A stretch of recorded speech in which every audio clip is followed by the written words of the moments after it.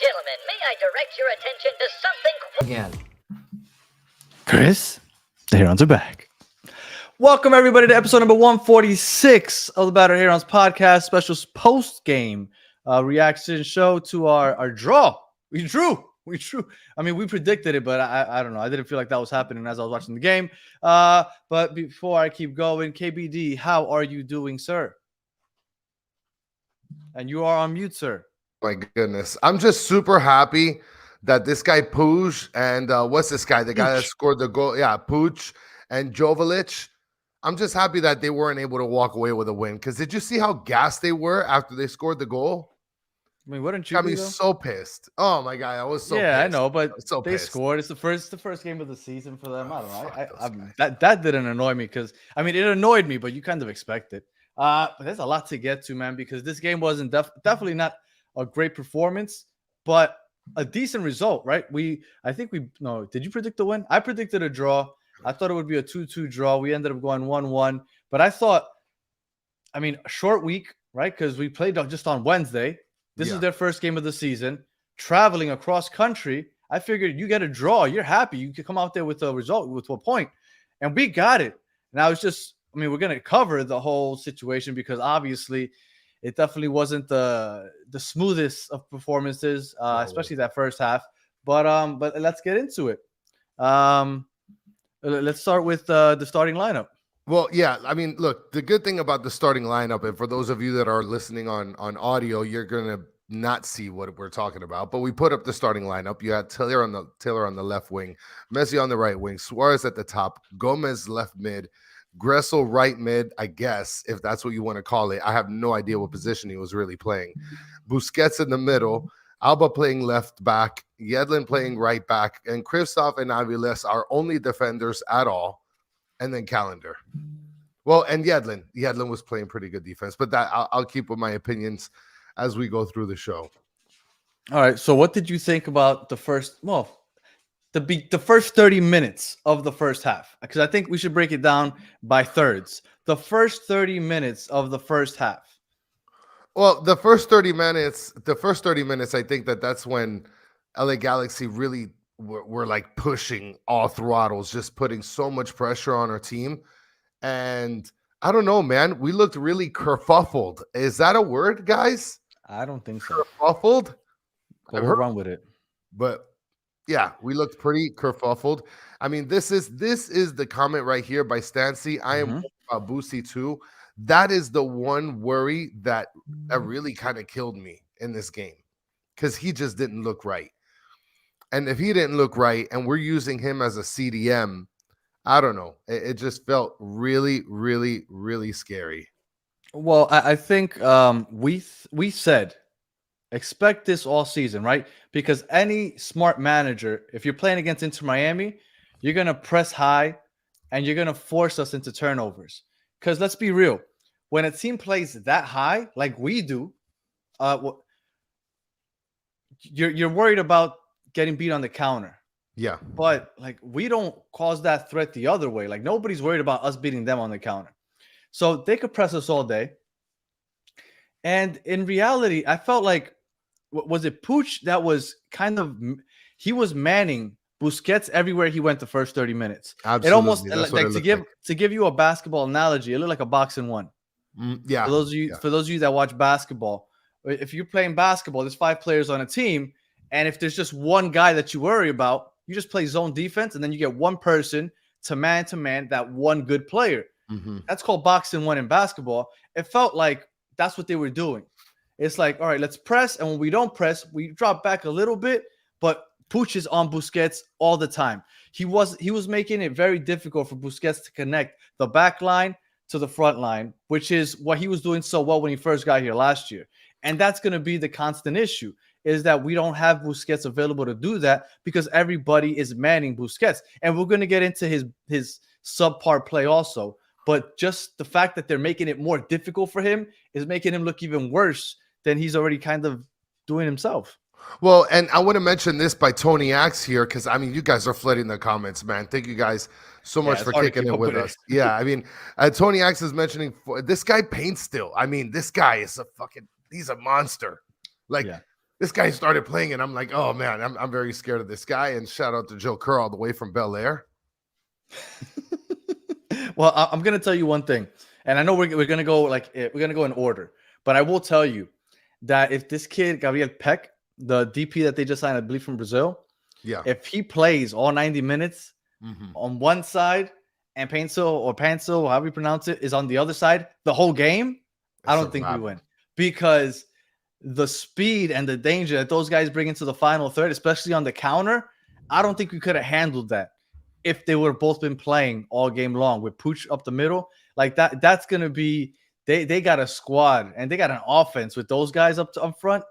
But all right, so first 30 minutes definitely was worrisome. I guess let's address it now. So what are you thinking about Busquets? Because Busquets is turning the ball over a lot more than I'm used to and than I would expect. And that's, like you said, worrisome. Well, I mean, that's the look. Everybody's sort of pointing to the injury that he suffered in the preseason, which that's kind of worrisome. Nobody's well, no, there was a couple. I just saw a couple things in the chat right here. Sorry, the chat is going so fast; it's hard for me to keep up. People were mentioning the injury in the preseason by Busquets. You know, you can, I guess, accommodate it to that. I mean, I don't know. He just doesn't look right, and people are saying he's got kickstands for legs, slow defense by me. I mean, it could be a number of things, but it just doesn't seem like he's all there. Well, I mean, go ahead. Yeah, I don't know if this Redondo kid, because now we could officially talk about him. Redondo. Yes, we could officially talk about it. Finally signed, pen to paper. But I don't know if what this kid's going to bring, but hopefully he could bring better than what Gressel's bringing, because I have no idea what this kid Gressel does. Absolutely. Okay, so Gressel, I don't even think there's too much to say about him. He just hasn't performed well at all. Like, I don't think once Redondo gets there, I think Gressel is the person that loses their spot. I don't know if you agree, but I think that's who, like, this starting 11 stays basically the same, but instead of Gressel, I think it's Redondo. I think that's what changes when Redondo gets on the I squad. think that's what we need to change. And Anthony Garcia is mentioning Redondo will help Boosie massively. Listen, Juan, I don't agree with your statement here telling us to get Yedlin off this team. For those of you that watched the game, like, Yedlin played good defense. He headed away like 3-4 almost close opportunities. He did misread a header really badly also, though, in the second half. He did. Look, I mean, but I think there was no. You know what? Everybody's killing Yedlin now that I'm looking at the chat. I thought he did more good than bad. Am I going to say that he looked great? No, but he did do more good than bad. And I will tell you that in the first half, it didn't seem like Yedlin and Alba were. Well, I mean, I usually listen to the games in Spanish, but today I was listening to it in English because everybody was killing Taylor Twellman so much about the RSL game that I was like, you know what? I'm going to listen to this in English because I want to hear Taylor Twellman. And I didn't think he was that bad. I thought he was calling it how he saw it. No, and then he was saying it, right? I had noticed, but he pointed it out in the second half when it changed, that Alba and Yedlin were not pushing up very much. But then again, they didn't have opportunities to. Yeah. Because although we won possession in the first half, the Galaxy were just dominating because we were just kicking the ball back and forth, kicking it back to the keeper, back to the center backs, until we eventually lost the possession. And we just never had any chances to push up. Well, so I guess just to wrap up the starting lineup, Danny. So did you like the starting lineup? Is it good that we repeated it? Good evening to Lucas and Supercalifragilistic. What's up? I would have preferred to see David Ruiz instead of Gressel. I was hoping, and I get it, right? They won. Equipo que gana no se toca. I get it. But I would have preferred to see Noah Allen instead of Christoph. And but other than that, I'm okay with the starting 11. So well, and Diley B is mentioning that Taylor Twellman took it easy because he got slammed on social media. Tariq, look, Tariq joining us after work like usual. Appreciate you. Yes. Go ahead. I mean, he I guess a lot of people went after him on social media. I don't think that he is so Haiti Miami I think he's very critical. And I think, honestly, that a lot of people that hate on Miami, they're going to get people to view. So I'm good with that. You know, look, Galaxy, they played pretty good against us today. So Pretty good. They dominated that game in my opinion. And Tariq said red flags everywhere. Galaxy had 23 shots on goal, 9 on target. Now we're just talking about the first half right now, Tariq. But I will tell you that I was looking, and just in the first half, it was 12 shots, 3 on goal. Yes. But they were creating opportunities. Even when they didn't get shots off, they were creating opportunities. So they were dominating for the most part. But they dominated the first 30 minutes. You can't press heavy for 90 minutes.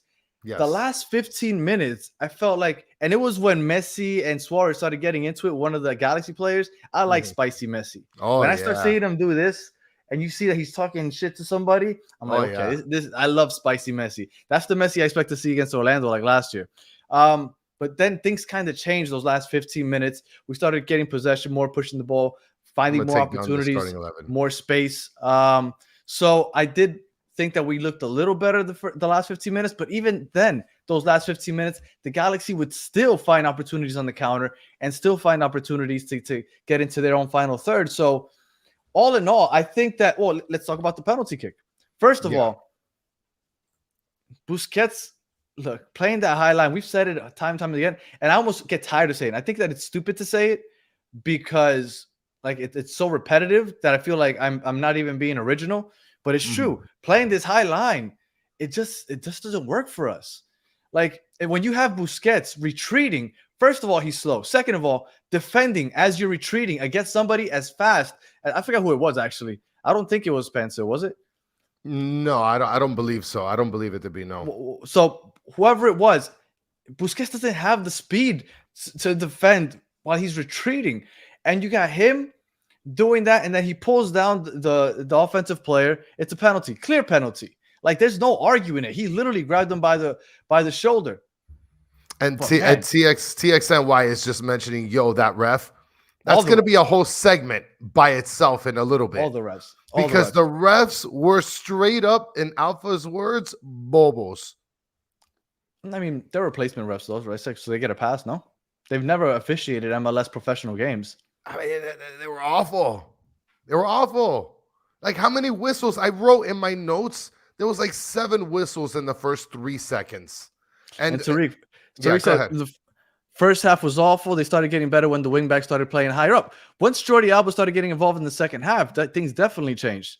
But in that first half, Drake Callender saved our ass. Yes, he did. That penalty block, like when he blocked that penalty, I convinced myself that the game was about to change. It didn't. Yes. But I thought that it was, because the energy that something like that brings to the team is wild. But John, go ahead. No. You were going to mention. Keep going. I was going to say we should have been down. We should have gone into the half down at least 2-0, and we somehow managed to go ahead and stay 0-0 going into the half. And Jonathan Lacey's mentioning thankful for the tie.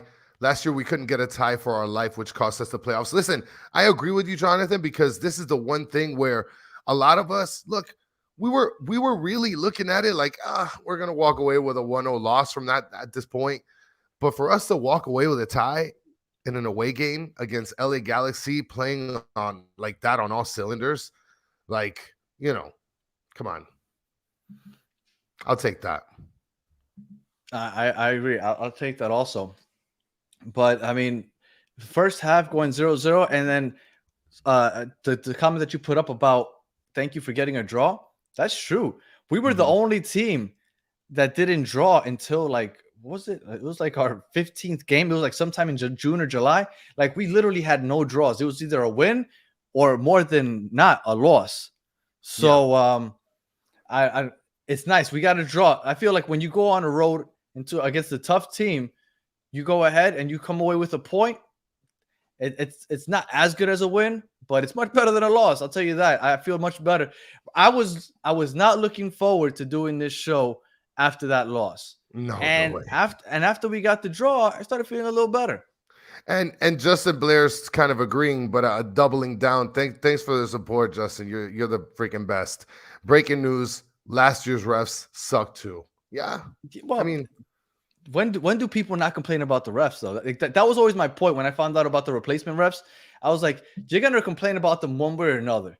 If you would, if somehow, right? I know that with the internet now it's impossible. Yeah. But if somehow the rest would have gone on strike. And then we would have had these replacement refs just thrown into the season, and nobody knew that they were replacement refs. Would anybody be saying anything different? No, you still complain about the same thing. You just assume that these are the regular refs because that's what always happens. Like, I don't think it was that big a deal. And Mike V is chiming in. Worst part of the game was the lame ass DJ at halftime with Stevie Aoki. I stepped out during the halftime and I came back and I'm like, okay, 10 minutes later, 15 minutes later, we should be in. And there's just this guy playing like EDM music. Like, what are we doing? No, I'm not gonna poop on anybody doing their job, Mike V. I mean, no. I mean, like, come on. I thought, you know, even though I'm assuming he's a celebrity, so it's not a big deal. But I don't know. They all sound the same to me. All those DJs that play that type of music, they all sound the same to me. So I couldn't tell you if he was good or bad. But that's the thing with a halftime show, you expect like a band or like a rapper or something, and you get a DJ playing like off of a turntable. It's not even a turntable; it's a computer with 2 screens. He just presses buttons. But that's how it is nowadays. The song. I mean, I guess just be better. I don't even know who that is. But did you notice that Steve Aoki has been our trainer for like the last 4 years? I don't know if anybody's ever seen him run onto the pitch. We got Steve Aoki. That's his name? Steve Aoki? Oh, that's right. Yes. Yeah. Steve Aoki is our trainer. Yes. Yeah, he's our trainer. He's the one that if somebody gets injured, go ahead. And we got Steve Aoki. Go ahead and tending to them. Anyway, and Rohan is super disrespectful out here in these streets, Rohan. Guys, 50 likes. We got 320 people watching. Come on. Scroll up real quick and just thumbs it up real quick. And Soccer Daddy has an interesting comment because I was thinking the same thing. This is the second time in the Messi era that we wear La Noche kits. We're yet to win wearing the La Noche kits. So this is a comment I'd like to mention. Hammy, who the F is going to rap in an LA Galaxy game? I think maybe you bring out like Too Short. Bring out like I would bring out Too Short. I love Too Short. Super disrespectful music. And Rob Wise, thank you for the support, brother. You're the best. Shout out to Section 124. Suarez equals Solana opinion of soccer.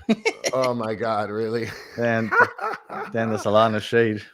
Listen, so I wanted to mention something that I wrote in my notes. Yeah, go ahead, Gressel, I have no idea what fucking position this guy plays. Do you guys in the comments know what position he plays? He's a midfielder. I don't know.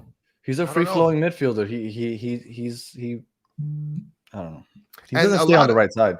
And a lot of people are calling for Suarez, right? Saying that he needs to chill, that he needs to chill. They want people want Campana to come in. So, I mean, I don't know about Gomez looking better than last year, I guess. I mean, obviously, little by little as you grow into it, but I don't know, man. I mean, Gomez had a ton of turnovers as well. And you guys are putting your faith into this Gomez kid. And Carlos Beltran, you want to know why our transition defense is bad? Thank you for the support, by the way, Carlos. Why is it bad? Because we have our left wing back and our right wing back throwing up to play offense. But that wasn't the case today. In the first half, they weren't pushing up very high. That's why our offense suffered so much. Yeah. Like, why is our defense bad? Because we aren't a good count. Even though I felt like at some points we were defending the counter pretty well. I felt like Christoph, although he's slow, he got in position. He slowed them down and he made them break up. Like it was like a counterattack, but that was constantly like paused. And they had to go ahead and all right, so let's try to build up this play inside the final third. Because for the most part, maybe in the second half it changed a little bit, but in the first half, I thought that they were doing a decent job. Now, once Alba started pushing up in the second half, we looked better offensively, but then the transition of the counters were killing us even more. Oh, absolutely. Look, I thought that it was because the wing backs were pushing a little too high, and Sergei Christoph was solid, but he's slow. So, I appreciate that, Tariq. Guys, hit the like and subscribe if you haven't already. Yeah, I mean, look, I thought that our center backs, and Aviles, he's one of our better center backs at this point. I was hoping that he'd play a little bit better. He also had a couple costly little moves, couple turnovers. So I'm not gonna lie to you. I thought I thought our defense stood up pretty well to what the Galaxy were doing. I Honestly, that's what I felt. I felt like they stood up pretty well because tactically we were just susceptible to the counter, and I felt like we held up pretty decently. They missed some great opportunities. Drake Callender had some great saves, and like I said, going into the half 0-0 after that first half, I thought was a win. That's how I looked at it. I thought it was a win. Well, again, second half, we go into it 0-0. We saw a lot of mistakes. They put a ton of pressure on us in the first half. Was there anything else that stood out to you in the first half that we were like, we're kind of nervous, other than basically all the pressure that they put on us? Was there anything that stood out to you Well, or look, anybody in the chat? Well, Phil Lav just said that the midfield is what let us down today. And I felt like that since last season. I remember when this offseason began back in December, and I was talking to everybody here in the chat. I was telling everybody, I don't think we need a center back, and I get it. That was before we lost Kamal Miller. But I felt like what we needed was to upgrade our midfield because we need players that can hold the ball and can contribute, not turn the ball over, and make vertical passes into the final third. Yeah. And I felt like we didn't have that consistently. We didn't have good quality there. Gregory isn't that guy, even though I like him defensively. Offensively, he's not that guy. He'll turn the ball over. Gomez last year was turning the ball over like crazy. Kremaki, towards the end of last season, unfortunately, he started well, but towards the end of the year, he was also turning the ball over a lot. So I felt like the midfield was the biggest detriment to our defense because, yes, our defense is slow, but it looks even worse when you're constantly having to defend the counter because you're constantly turning the ball over in the midfield. And that's what was happening today. We could not get out of our own midfield because we were turning it over there and having to get back on defense. So to that comment, I agree. And to Dennis Lopez, the midfield is disaster might be a bit much, but I definitely think it needs much improvement. Well, and Mitch is mentioning Redondo changes his midfield immediately. I agree. I got to see this kid. I mean, I've seen like highlights, but like who doesn't look good in a highlight reel? And Rob is correct. I think that they did address the midfield because they brought in Gressel, but Gressel sucks. Like I saw Gressel, when I've seen Gressel at his best, it's been as a right wing back or a right wing, right? When he is able to work in that top, that space up on top. When Messi pushes in and leaves that space open, he pushes into that space, crosses, all that other stuff. So I think that that's when Gressel's at his best. But in the midfield, to me, he's constantly turning the ball over. And like, what is he bringing us? And then somebody just asked, I'm sorry, the comments are going so fast, I missed it. But Freire was on the bench. Why didn't we give Freire an opportunity to play? Like, I thought Christoph did okay. Like, he's not spectacular, but I thought he did okay. But I would like to see Freire. I know he's slow, but F it, let's try it out. And Mr. Krabs, this is a great comment. According to Google, Gressel is a fullback. Yes, I have confirmed, Mr. Krabs, that he is a fullback. And Tariq is also mentioning he thinks the chemistry is not there yet. Once they build the chemistry, Miami will be fire. I agree. And once Redondo gets here, Tariq. Look, when I look at this 11, and I know we're going to get into the second half right now, but when you look at this 11, what's the part that you dislike the most? Me, it's Gressel, and I think he's gone, not from the team, but he's on the bench when Redondo gets here. That's one. And the other one would be, I would assume, Christoph. And Christoph, I would assume Freire is going to start over him. Or hell, I like to see Noah Allen. I know that we gave Noah Allen crap after the first preseason game, but I'm sorry. After that very first preseason game that he was a center back, I thought he improved every single game to the point where I want to see him start over Christoph. I'm okay seeing Noah Allen start. Well, and look, somebody in the comments mentioned that we've been getting nothing but midfielders. Look, you guys got to understand something, that we have Ben Krem, who's injured. You have Facundo Farias. Those are two players that at some point were supposed to make up like the nucleus of the midfield. So, well, Farias is more of a left winger up top, but yeah. I mean, you have Ben Krem, and then we lost Gregory, right? Gregory was some sort of a staple within the midfield. So there's a lot of adjustments, and it goes back to the comment that Tariq made about people gelling and people getting together and trying to work together and play together. So, and it's just a little crazy. Look, CJC is mentioning Facu getting injured ruins our chances for moving the ball in the attacking midfield. It was so clear today listen, I wasn't a big fan of Facu, but I do see the skill that he has and that he possesses. Of course, he would be an immense help, and other people think too. You know what's one thing that, and I understand why he did it.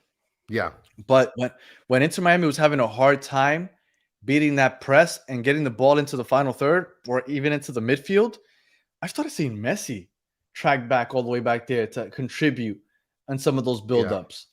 And that's when you know things are getting bad, when he's getting all the way back there to help with those buildups. yes. All right. I'm sorry. I just spaced out a second. Luis Suarez. Just before we get into the second half, let's talk about Luis Suarez a bit, and then we'll get into the second half. Yeah. What did you think about Luis Suarez? I mean, I thought Luis Suarez just wasn't not that he wasn't placed, but I think that he just didn't have great opportunity. I think he had one good opportunity, but that was an offsides play, obviously. Other than that, I don't know if maybe he didn't find himself in great spaces, or if he wasn't given the ball in great spaces. I don't know. It's a very weird thing when I watch Luis Suarez play. What's difficult for me with Luis Suarez is that I don't want to give up on him, but I don't want to judge him too quickly. Again, in Brazil, he took a while to get going. So I believe that he can get it going. But at the same token, when people were on here and they're like, oh, I can't wait for the Luis Suarez jersey to go on sale, I was telling everybody, why?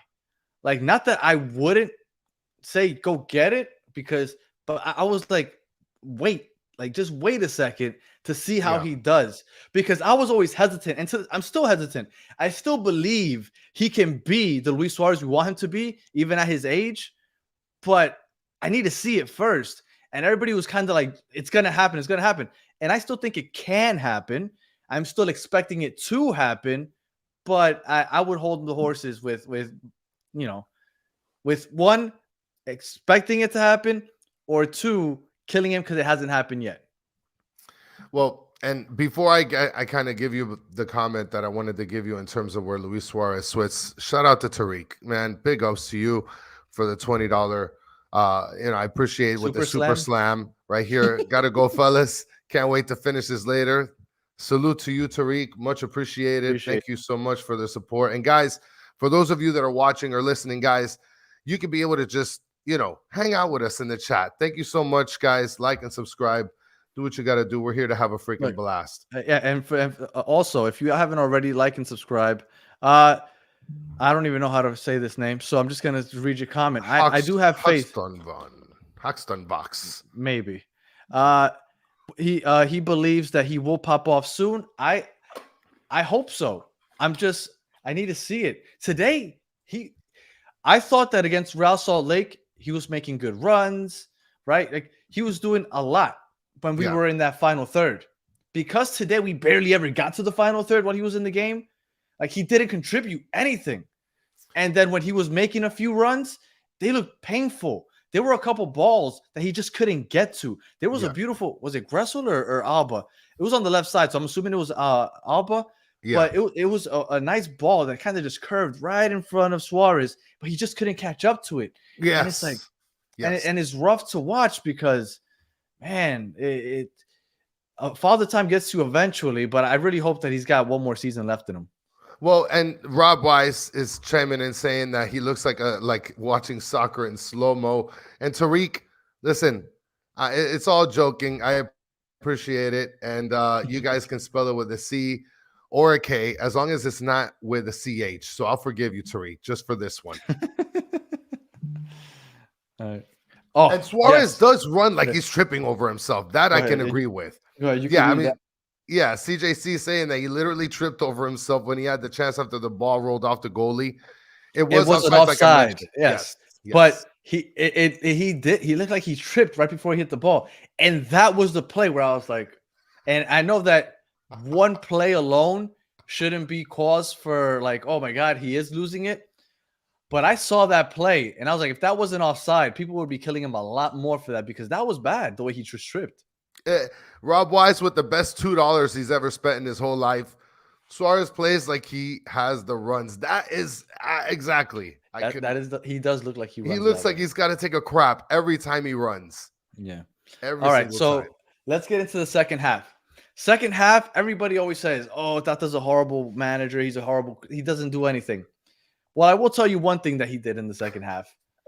We went from not having our fullbacks push up to all of a sudden our offense was Jordi Alba up the left side. Yeah, That was that's our it. offense to start the second half. And I mean, say what you want, but I think that that's tactical. I would assume that that was a tactical move, and it looked like it worked because I think it was like the first 2 minutes or so, we almost scored immediately when the second half started. Jordi Alba was the difference maker, and I think we suffered defensively because of that. Because all of a sudden, that left side, our left side, was wide open, and then obviously we eventually paid for that. But offensively, things picked up once we started pushing up the left side with Jordi Alba. Well, and not only when we started pushing up with Jordi Alba, because I don't know if you noticed, but Yedlin was also pushing up pretty heavily as well. So he was pushing up. I mean, all of our wing backs were pushing up. Like I said, towards the end of the game, it was literally just Christoph and Aviles playing back their defense. And then I don't know if you picked this up also, but like David Ruiz, but Diego Gomez was dropping back. Yeah, and Diego Gomez also was dropping back further once Jordi Alba started pushing up. Yes. Which is when you start seeing Robert Taylor disappearing also when he starts pushing, filling in the space behind him. And this is why the CCC is going to be too much. Possibly. I mean, it's possible. I mean, the CCC, luckily, the CCC's first game is against an MLS team, which is against Nashville. I mean, let me take that back. Nashville beat Mocha 3-0 this past week. They play again on Wednesday, I believe. Yeah. And if they're able to hold on to that lead, which they should, right? Because they play that low block. They basically park the bus. So I don't think that this other team's going to score 3 on them. So it should be us against Nashville starting March 6th, I believe. And that will be our opponents. So it's an MLS side. It's a very defensive MLS side. So Nashville isn't the high press type of team. Will they do it? They might. But for the most part, they play that low block.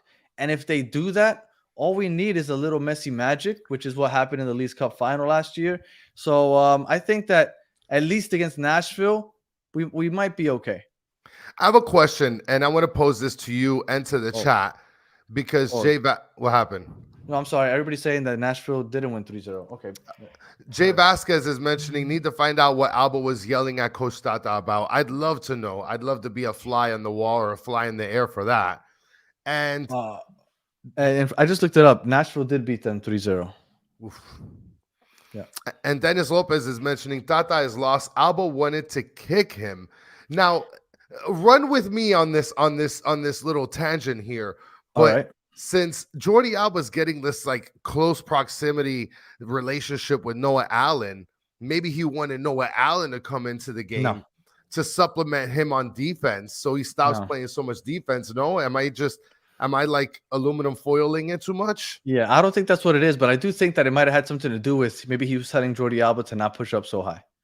And I think Jordi Alba was like, "What? We got nothing else going on." I want everybody to just chime into the chat. I want 369 answers right now. I don't know what you see on Yedlin. Sorry, guys. Good or bad right now? Yedlin, good or bad? I need to see this flood with good or bad. I need this opinion as we speak. And I'm just going to say real quick, more good than bad. I don't think he was perfect. He had his bad moments. But to me, like, and everybody's saying terrible, bad. I think it was more good than bad. We got a couple people that say good. I think it was more good than bad. And Osvaldo, I'm not sure when you joined, but we did just talk about Suarez and we talked about the midfield issues. But just to address it one more time, Suarez, we're not giving up on him, but he has not looked good. Today, he didn't look good because he can't get back on defense because he's slow. And the ball was barely in the final third. So Messi was coming back to look for the ball, but Suarez was basically non-existent until the ball got there. And the few opportunities that he did have, I mean, he tripped over himself when he had an opportunity. Ended up being offsides, but this was definitely not a good showing for him. And wait, keep the comment back up because my fault. No, it's good. Osvaldo, the thing is, I thought he played better in the first game. than he did for sure in this game today. I don't know. Like I said, maybe he just couldn't find the spaces. One of the things that they mentioned in the commentary is they were very compact on their defensive side for LA Galaxy. So maybe that didn't help. I think that he's going to find his stride. I think he's going to be good. And then Hydro Wilson said he's waiting for Redondo to replace the slow Busquets. I think that Redondo is going to replace Gressel. And I think that that's a positive because I think Busi can now play a little more forward, and Redondo is going to take that responsibility of being that outlet for the center backs. Because today he couldn't be that outlet because you had Pooch all over him. Like we gave that box of one example earlier in the show. Yeah. Pooch was shadowing him everywhere he went. So he had no opportunity to be an outlet, which is where he needs to be. And CJC is saying that Nashville is going to play harem ball and park the bus and kick the ball down the field to supersonic Hani in transition. Oh, that is going to be gross. It's going to be awful. And fireworks are going to be going all over the place. Yeah, but isn't Hani Mukhtar injured? I think he's dinged. Listen, I can't wait to go back. I'm going to literally count all the goods and bads because there's a mix. And if there's a mix, then he did pretty decent. So they're somewhere in the middle, right? Yeah. And Annie X is mentioning mid. All of you that said mid, you guys are on the money. I'll take mid. I'll take mid. I'll take mid. Maybe a little better than mid, like a 6.5. All right. So now let's get to that goal that the Galaxy scored. Yes. Drake, again, they were outnumbered. I think it was like they had 4. We had 3 defenders. I think Drake did a great job stopping that initial shot. The frustrating part is that there was a cross. Somebody rebounded the ball, and everybody started ball watching. It's like they saw that Drake made the initial block, and I don't know if they thought that the play was over because you see Christoph and Aviles just watching the Galaxy players continue to attack the goal area, and it was a tap-in. It was such an easy tap-in that it was almost offside because there was nobody around when he did that cross. To the point where it's like, I think that's offside. And until they showed the replay, I was like, it might be offside because they were just ball watching. It was disgusting, the effort that the defenders put in there. So although I said, yeah, maybe the defense wasn't as bad as it could have been, I think they held their own. I have to say that play right there was disgusting. Like that's the type of play where like you got to take off Christoph and Aviles just for ball watching, as an example. Like, dude, you can't do that shit on our team. Get the fuck off the field because that was embarrassing. Bring in Sailor and Noah Allen. I mean, Osvaldo's mentioning here in the chat, Gressel is out. Redondo can't wait. Listen, you're not the only one that can't wait for Redondo. Everybody is just awaiting for Redondo. Thank you for the support, Osvaldo. Much appreciated. And Esteban Dito's asking if it wasn't off. I don't know. It wasn't offside. When the pass initially happened, he was still onside. He's still onside. Correct. But he was still a little behind. He was so wide open that it kind of caused doubt in my mind. I was like, he might be offside because when they showed the different angle from behind the goal, you just see Christoph just there, just walking. And I'm like, what are you doing? Yeah. Somebody said, Danny, you are underestimating the love that Tata has for Gressel. I agree. I think Tata does rate Gressel very highly, and it's worrisome. Like you said, because I mean, you really want you want your best players to be on the pitch, and I mean, I've always said Tata's forgotten more football than I've ever learned, but sometimes I feel like, but damn, like you're just being stubborn here because I don't see anything positive, and I can't. It can't be that I'm the only one that's saying it because everybody's saying it. So I don't know what's going on, but I won't believe it until I see it that Redondo doesn't replace Gressel. Now, if you tell me that Redondo replaces Gressel, but then Gressel go ahead and gets the right back starting position, that's a different story. Maybe that happens. Now, what did you think about the substitutions, right? The first pair of substitutions was Campana coming in, and then Taylor was taken off for Ruiz. So Ruiz came in for Taylor, not for Gressel, for Taylor. What'd you think about that? And not for Gomez either. Well, Taylor really wasn't doing too much today. Yeah, he wasn't as effective. Right. I think that we've seen Gomez play the left wing more often, and I think David Ruiz had fresher legs to help defend. And if you notice, towards the end of the game when David Ruiz came in, he was almost acting like that third center back. He was playing the CDM role. He was right in front of the center backs. He was that help defender, and I think that he brought in good energy. And when you see him possess the ball up top in the final third, he does a great job of keeping the ball. Yes, he does. So Yeah. I like David Ruiz. I think he should be a sub every game. He should get minutes every single game. Well, I think if there's anybody that's been showing the most growth out of all the young guns, out of all the homegrowns, it's David Ruiz. Far and away. Far and away, David Ruiz has shown more growth out of all the homegrowns than anybody else. And maybe because we're just lending it to him because at this point, Ben Krem is injured. Maybe Ben Krem would have taken it a little bit. But even when Ben Krem and David Ruiz were playing together, David Ruiz was still kind of gradually growing better and better as a player, showing more skill, better with the ball, better with his passing. He's still aggressive. Like, I can't wait to see this kid after this year. I can't wait. Because then he's going to for sure just wipe off Diego Gomez out of my mind. Did you think Diego Gomez had a bad game? I didn't think he had a great game. I just don't like. Well, to be fair, nobody on our team had a great game. I just think that he's just so highly touted. Like, I have higher expectations for Diego Gomez. I wrote down some notes here. Said Gomez had a fast break, and you can see he shit his pants. He is fucking shook. No, I think he's trying not to be selfish, which I think he should be selfish when he has the opportunity to be selfish. Listen, but when you're playing next to Messi and Suarez, I'm sure that a little part of you is like, I got to make sure that I make sure I lay this off for one of them. And he's eventually going to get the hang of this. It's not an easy thing to do when you're the guy in Paraguay and all of a sudden you come here and then you got to be like, I got to make sure that I'm not, doing something selfish when I got these guys next to me. I'm not gonna shit on Gomez. I don't think that he had the best of games, but then again, name me somebody who had a great game outside of Drake Callender. Well, I think Gomez and Anthony is saying Gomez is more of a second striker than a midfielder. I mean, I don't know what to do with that. I don't know what to do with that. I don't think he's a striker. No, but I think that if he had a little bit more of like this offensive intensity, like if that was Robert Taylor, he would have just like kicked it to the right and it's off to the races. Boom. He's trying to hit the top right corner. No, well, when Jordi Alba finally started pushing the ball up on the left side, much appreciated, you started seeing him and Messi connecting with those low crosses. And it looks like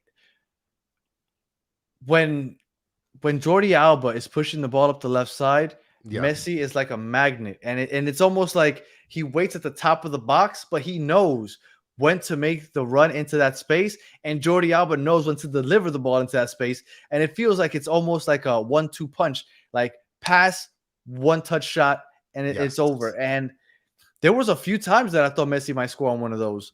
That's why I know we criticize the fact that our fullbacks push up so high, but that is our offense a lot of the times because most teams are eliminating the midfielder because they're eliminating Busquets. And Asif is mentioning to give credit to LA Galaxy. I'm not going to take away any credit from LA Galaxy. LA Galaxy played a hell of a game. Yeah, they played a hell of a game. They dominated. They pressured. They dominated the whole first half to me, right? I mean, this is one of the reasons right here. This comment by Osvaldo is one of the reasons why they didn't dominate the second half. Because Ruiz showing hunger, he came on the field and he was dogging it. Tata is kind of being stupid, but I look, everybody in the chat is saying that he made the right substitutions and everybody's okay with the substitutions. No, but let's be fair. I like David Ruiz coming in as a sub. Like, unless he's going to start over Gressel, like, whose spot is he going to take? I think Ruiz is the perfect sub in the 65th minute or 60th minute, between 60 and 70. Put him in somewhere there to man the midfield. I think that's great. Like, I would love to see David Ruiz consistently get those minutes. I want to see Noah Allen eventually get some of those late minutes as a center back. Like, I think we have a good set of young kids to fill in those last 20, 30 minutes when you got to kind of just finish off the game. So is this good timing to talk about the goal that tied the game for us? Yeah, go for it. Yeah, I mean, when that goal happened, I mean, obviously, like nobody expected it. Now, before that, I do want to talk about a play where Alba's bad pass almost led to another goal immediately after they scored on us. Well, can I tell you real quick? You When can I tell me thought that, whatever you need to tell me, Baba. when I thought that we were gonna score and tie the game, when it wasn't the 90th minute yet, and they got a red card. Oh yeah. When I saw that they were down to 10 men, I was like, oh, okay. It's wrap time. They might be conservative now, and they're like, all right, let's just hold on to the win. And now Inter Miami is going to have a chance to build up a play in the final third and get some Messi magic. When I saw that they went down to 10 men, I was like, oh shit, we might draw. And then when I saw that they gave us 7 minutes, I was like, oh yeah, we might draw for sure. And that was pretty wild. It was awesome. It's fun. And Mr. Krabs, I like this comment. When are we going to hold Tata accountable for the bad coaching strategies? There's a lot of people, though, that are agreeing with some of the things that he did today, especially with the substitutions from what I could see. So, and shout out to you, Lucas. You're absolutely right. Shout out to you for noticing that I am getting better talking about stuff on the pitch. So I'm telling you, I learn vocabulary every day, Lucas. Go for it. Go into the archives. Check out episode 1, 2, 3, whatever. If you want to see a green Chris talking a little football. And not only a green Chris, but a Chris that looked like he was in a hostage situation. Yes. Those are fun memories. We've got to bring those back one day. But I wanna talk a little bit about the bad stuff in the second half, but let's talk a little bit about the goal. All right. The goal. Oh man, hold on. Before we talk about the goal, we need to mention this 4-1 win for our boy Phil Neville. Why are we well, I'll save it for the end. Vasquez. I'm gonna save it for the end because if not, then Danny's just gonna disconnect me. The fact that the goal happened between Jordi Alba and Messi, and we almost saw it happen before that when Jordi Alba crossed it in the middle. Messi just, oh my goodness, he was a freaking hair away from getting it. So right there, you could see that it was developing. The connection was getting there. It's like, okay, it's game time. Let's go. Well, McCarthy saved their ass quite a bit because we had opportunities in the second half. Diego Gomez let a ball. Like I get that McCarthy made a nice stop, but I remember Suarez had just come off the pitch, and then Diego gets this opportunity. It lands on his feet, and he kicks it. I mean, I felt like he tapped it, but I felt like, man, that right there, that opportunity that lands right at their feet, Suarez nails that in the back of the net. Yeah. Like, I think that those are the opportunities that Suarez will capitalize on if they eventually happen when he's around. I don't know, but that really sucked that he had just come off, and then Diego Gomez got that opportunity, and he felt like he poked the ball, and McCarthy did make a nice save regardless, but. Well, and Tony Axe is saying that both keepers were great today. How do you guys feel about McCarty? I mean, he's used to be a goalie for us, McCarthy, and he's a goalie, huh? He's a goalie. Oh, he played well against us last year when he was playing for LAFC also. Yeah. He was the one that birthed that Selena Gomez meme. I think that he circles our team on his calendar like every year. Like let me break it to you, Chris. Everybody circles our team on the calendar because when Inter Miami's on the calendar, everybody wants to show out. I guess. Whatever. All I know is that it was a phenomenal game, and I love the simple fact that in reality, we got to be able to tie it. Beautiful pass by Jordi Alba.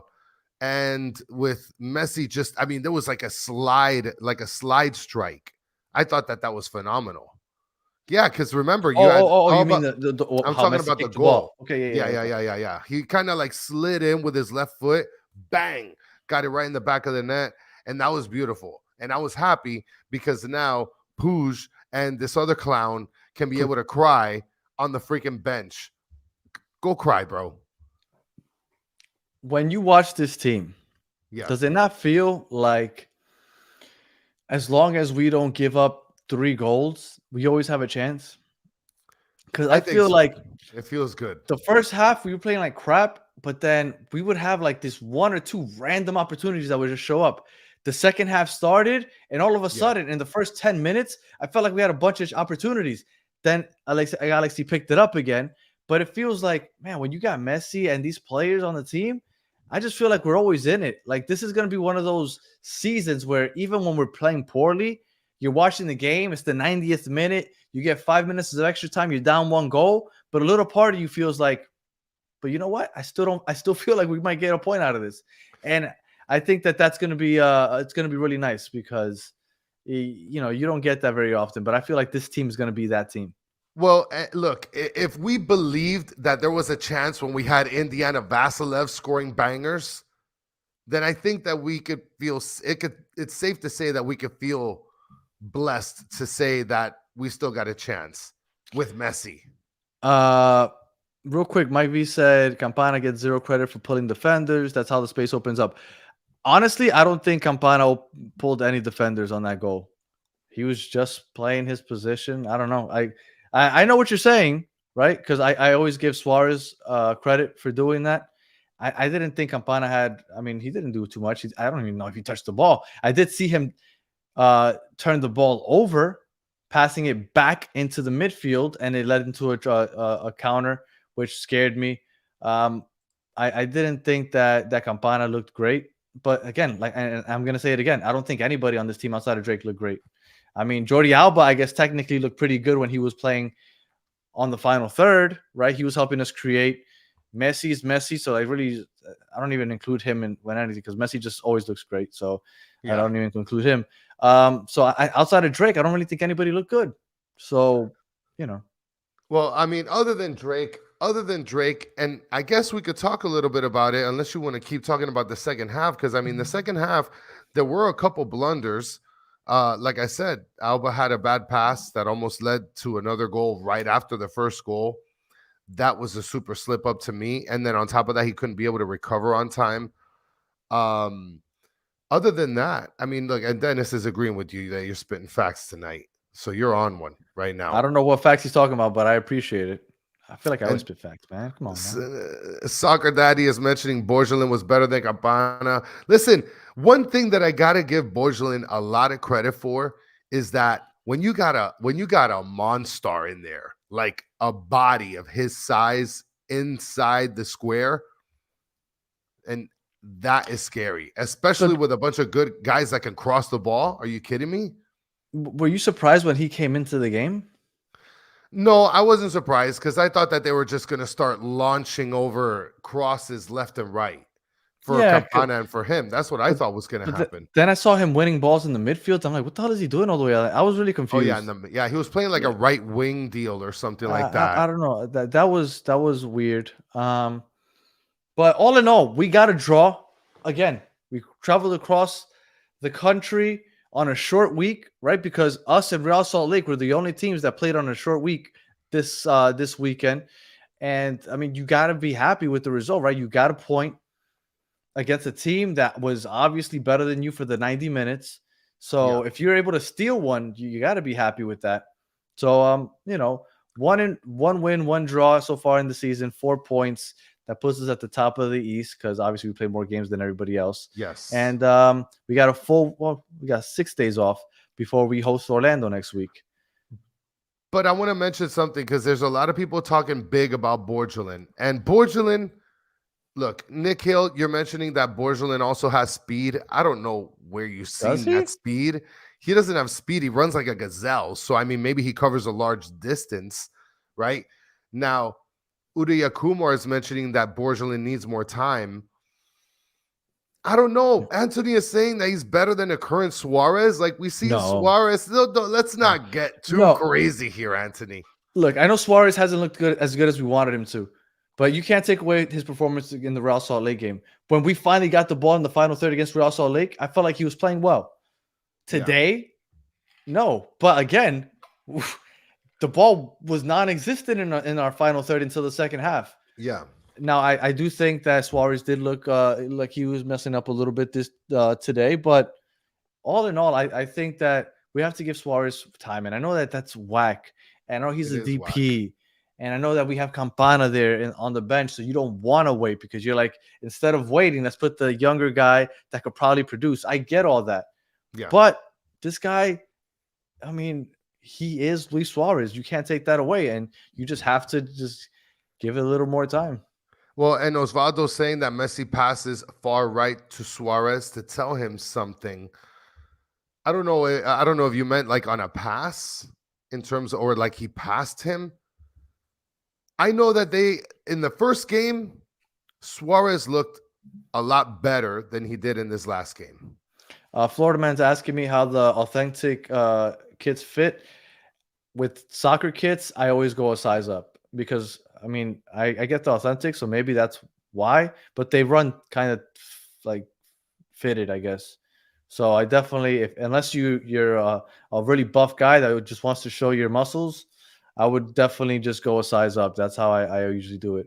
And it's a little bit loose, but for the most part, it's still pretty tight. So definitely a size up. For those of you on audio, somebody was asking about the fit of the, because I'm wearing the La Noche kit, the cursed kit, because we are yet to win with it in the Messi era. Yeah, and Mitch is mentioning the same thing that he says that the La Noche fits tighter than the togetherness kit. So, I mean, you could be onto something for sure. And this Alpha, I want to see this too. When Tata benches He's not benching Boosie, Boosie. He's not. I don't think that's going to happen. I don't think that that's going to happen. I want to know. I have a question though, Danny. If there was anyone in this game that disappointed you the most, or all of you guys in the chat, right? And thank you guys so much for hanging tight with us tonight, guys. It's much appreciated. Who is the one person that disappointed you in this game, guys? Who, Danny, disappointed you in this game in terms of what your expectation was? And so far, we got a lot of people mentioning Boosie. Yeah, Busquets, especially defensively. Yes. I know Gressel's an easy story. So let me just throw Robert Taylor. Oh, you're going with Esteban Mejia, mentioning he's so far the only one that's mentioned Taylor. Everybody's going with was non-existent. But again, it's so hard to say because everybody played like crap. So everybody disappointed me. And we just couldn't get the ball. We couldn't connect the back line to the front line. We just couldn't. Busquets was that guy that was doing that for us. And he can't do that anymore because everybody's marking him and making sure that they almost eliminate him in that process. So we usually have to build up the wings now. But in the first half, we weren't building up the wings. So it was just a hot mess today. It was. And everybody disappointed me. Yeah, well, and Johnny Depp, let's not go around disrespecting people, okay? Let's not go all there. Let's not go crazy, all right, guys? And you know what, Soccer Daddy, I'm not disappointing anybody. I showed up, okay? I showed up. I commented on the Discord. By the way, guys, if you haven't checked us out, check us out on our Discord. Oh yeah, we were going ahead. We were chopping it up during the game, talking about the game in the Discord chat. Yes. So if you ever want to like chat with people during the game, I mean during home games I won't be because I just watch the game. I don't touch my phone too much. But road games, I'll definitely be Discording it up during the games. And Giannina is mentioning everyone except Callender, which leads me over to my next question. Who's the player that you guys thought did the best or surpassed what your expectations were? Well, and I think everybody's going to say Callender. Before I tell you that, the Twillman comment, the only thing that I saw Twillman do that annoyed me was when Caceres, the center back for Galaxy, he went for like a header or something. He went for something. It was a cross in, and Drake jumped at the ball and like he hit his legs, I guess. Yeah. And then he looked like he started like flipping over, being all extra dramatic. And then Twillman was like, "Oh, it looks like Caceres is really injured." And I thought to myself, what would you say? He's a soccer player, man. You know he's not. That's the one thing I hate about this sport. Like, you know they're not really injured. They're just going to – and he stood up and just kept playing. It's so annoying. Like, don't even fake the funk. You know that they're not injured. If they fall 10 times, one of those is an actual injury. But the majority of them, they're not injured. It's so annoying. That's the one thing I hate about this sport. Well, and I think that's just the drama, right? Like you want to dramatize it. Like, oh my God, I think he blew a knee out. Oh my God, he's injured for life. Well, everybody just hates Taylor Twillman. I don't mind him. And everybody is mentioning, of course, who surpassed expectations or who you thought played the best. Everybody's picking Callender, so that's pretty much expected. I would have gone with Yedlin. Really? Yeah, I would have gone with Yedlin. I thought that he played a lot better than what people are saying. He didn't play bad. Okay, so you're not saying that he played a great game. You're just saying that played better than what people are giving him credit for. Because I'd say Jordi Alba in that case, because I felt like Jordi Alba was the offense. Jordi Alba contributed more to the offense today than Messi did. Yes, he did. Like, he did contribute a lot more. He was, and once that second half started, because Messi couldn't get the ball in the first half. Yeah. Nobody in the front could get the ball in the first half. And in the second half, Jordi Alba made sure to get everybody the ball. He got everybody involved. So I do think that Jordi Alba, I don't think he had a great game, but yeah, I think that he did contribute the most offensively today. Ooh, but this is tough. Porfirio is mentioning Jordi needs to start as left wing. I wouldn't say that that's a bad idea if Franco Negri was available. Like, I would love to see Franco Negri and Jordi Alba playing together. For those of you who forgot, Franco Negri played left back for us before Jordi Alba came in, and he was actually doing pretty good. So Ecom said Messi couldn't get the ball the whole game. Yeah, so much so that he was tracking back and helping them build up the play from their own third. He was going really far back there. Well, and the one thing is he contributed on defense to Jordi Alba. So, all right. So let's see a couple things to get to before we get out of here. Let's go all the way back to the beginning.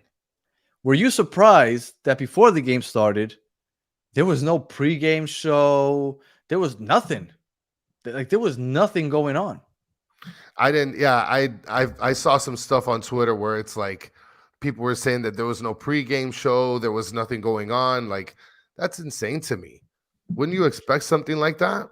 I have NBA League Pass, and when NBA League Pass is going on and there's no pregame, what they do is that they have a random camera that's facing the court, and you just watch like what's happening on the court, like them warming up. If they sing the national anthem, you watch the national anthem while you're watching. So I figure that Apple should do something like that. Like, why just give us this random page that says like that hasn't started yet? Like, give us like let us see the stadium.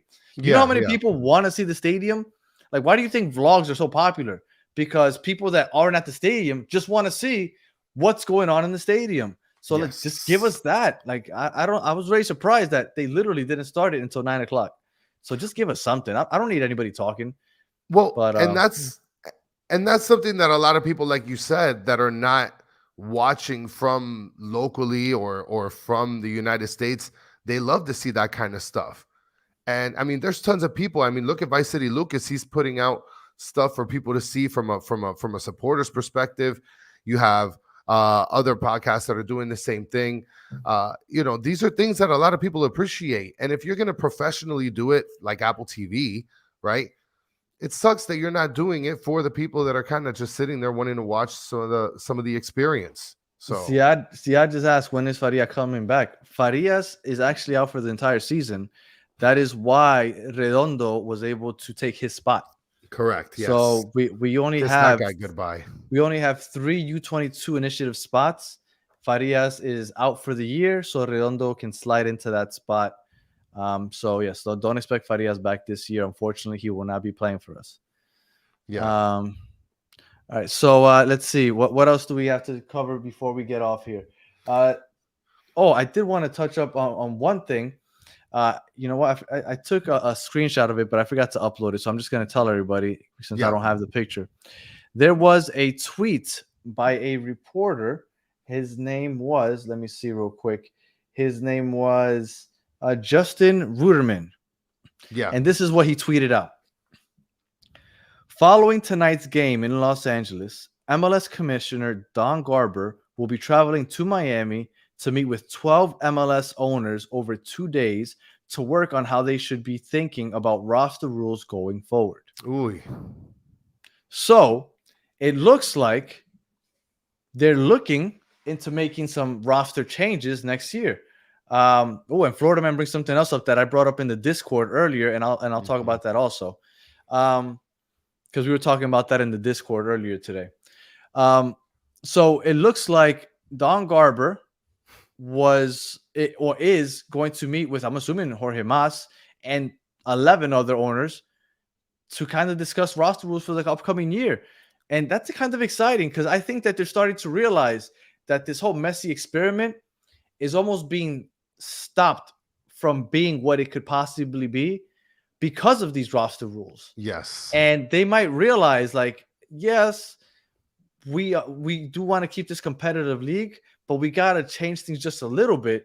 And I think that there might be a fourth DP next year. The salary cap might finally go up. They, instead of doing this U22 initiative, like where you have to, your third DP has to be under 22 so that you can sign, or under 22, whatever it is, so you can sign another U22. Just get rid of that and just let us have 3 or 4 DPs and then 3 U22 guys. Don't make it a complicated thing. So can you pick? He said, "Can you pick the mensaje?" I don't know what he means. Okay. Okay, I don't know. I'm sorry. I have a hard time keeping up with the chat. I apologize, Javier. And we'll put the link up in a little bit, Soccer Daddy. Yeah. So that's interesting, and I really hope that there really is going to be change coming. So we'll see. Do you think it's just a pissing contest that Don Garber's having versus Messi, where he's just like, because that's sort of the vibe that I get from Don Garber, where he's like, Don Garber wants this to grow. Yeah. Don Garber doesn't want Messi to have to go play U.S. Open Cup games. Yeah, he doesn't want him to go play in front of high school bleachers. Don Garber isn't behind this. It's the owners that don't want to spend more money, because there's some small market teams that won't be able to compete with the Miamis, the LAFCs, the NYCFCs. They won't be able to compete with these teams. Yeah, and those are the teams that want to keep this from happening. So we'll see how this goes, but it's interesting that supposedly, and again, I saw that off of that tweet, and I checked. He is a reporter, so hopefully he knows what he's talking about. But that is interesting, and I'm sure that you'll hear more about it tomorrow as those things get around. Yeah, I think that would be phenomenal, making those rule changes. Are you kidding me? I mean, we're trying to grow the league. We're trying to match up against the top leagues in the whole world. You know, to do that, you got to make big moves. All right. And then one last thing I want to touch on, and then if you want anything, Chris, you can let us know. The last thing I want to touch on is something that came up in the Discord earlier today that I thought was interesting, because last year we had 3 U22 players and we had 3 DPs. The 3 DPs were Messi, Busquets, and we thought it was Campana, but as it turns out, it was really Gregory. So they had bought down Campana's contract, and the 3 DPs were Messi, Busquets, and Gregory. Gregory is no longer with us. Yeah. If Campana's contract hasn't gone up and it's still bought down, it's not considered a DP contract. If those things are as they were last year, technically, Inter Miami might still have an open DP spot. So you see people are complaining as to, oh my God, how did they get Redondo? Oh, this is unfair. How did they get all these players? Could you imagine if all of this is happening and then we also add another a DP player? And Tony X, I thought the same thing. But Franco, oh my God, I'm blanking on his last name. You call him Franco Panko so much that Franco Panizo. Yes, thank you. Franco Panizo said it, and said it a few times, that Gregory is the DP, which made no sense to me, because that kind of doesn't go with the U22 initiative rule. But he said it a few times, and I trust Franco Panizo when he says something as a fact. So if that changed this year, I don't know. But last year, it was Campana that apparently got bought down. And if he's the one that got bought down, then technically we have a third DP spot open. That's my understanding. And could you imagine the squad we have right now when it's like, all right, let's go sign another DP? The other MLS fan bases will blow a gasket. Well, and I want to mention this also, I'm trying to see if I can be able to find the picture first before kind of talking it over. Oliver M is mentioning what's up with the third kit.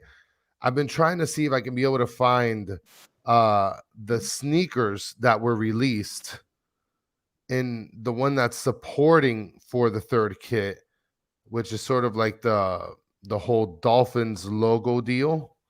Yeah, I just found them. Those came out on Saturday. They dropped them, I believe. And I'm sorry, and as I try to get that link for the chat for those of you asking. So this is horrible podcasting, Chris. So It is. We totally just put this all like in All right. complete shambles. So go ahead. So just so you know, I just put the link to the Discord in the chat. So go ahead. And that was it. I have nothing else to cover. We've been on here for over an hour. So and we'll touch on it more. Oh, actually, let me bring this up. Because we're recording today, it's basically Monday right now because it's past midnight. Because we're recording right now, we will not be going on tomorrow night at 9 o'clock. We will be back Wednesday at 9 o'clock. And then Thursday to preview the Orlando game. So Wednesday and Thursday in English. But if you do want some more Inter Miami content, we will be back tomorrow night in Spanish, en Español, at 10 o'clock at night. So Monday, 10 o'clock at night in Español. And then we got Wednesday and Thursday, since technically we're recording on Monday right now, Chris. Anything that on your end, Chris? Well, I finally got the sneaker up, and so there it is. For those of you, Those are nice.